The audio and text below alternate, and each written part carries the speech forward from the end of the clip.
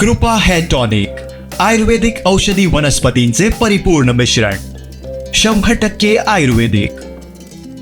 मंगळवारी झालेल्या अवकाळी पावसाचा फटका तालुक्यातील वाकवली येथील एका शेतकऱ्याला बसला असून गोठ्यावर वीज पडल्यानं त्याच्या गोठ्याचं पूर्णतः नुकसान झालंय. सुदैवानं कोणतीही जीवितहानी झाली नाही. याबाबत मिळालेल्या माहितीनुसार तालुक्यात दुपारनंतर मुसळधार पावसाला सुरुवात झाली. वादळी वारा, ढगांचा गडगडाट आणि विजांच्या कडकडाटासह आलेल्या पावसामुळे साऱ्यांचीच तारांबळ उडाली. असं असताना तालुक्यातील वाकवली येथील शरद विठोबा जंगम यांच्या गोठ्यावर वीज कोसळली. सुदैवानं गोठ्यामध्ये असणारी जनावरं बाहेर काढण्यात यश आलं. मात्र गोठ्यात पावसाळ्यासाठी जमा करून ठेवलेली वैरण विजेच्या लोळामुळे भक्ष्यस्थानी पडली आहे. या घटनेचा पंचनामा करण्यासाठी गावचे तलाठी, पोलीस पाटील आणि ग्रामस्थ उपस्थित होते.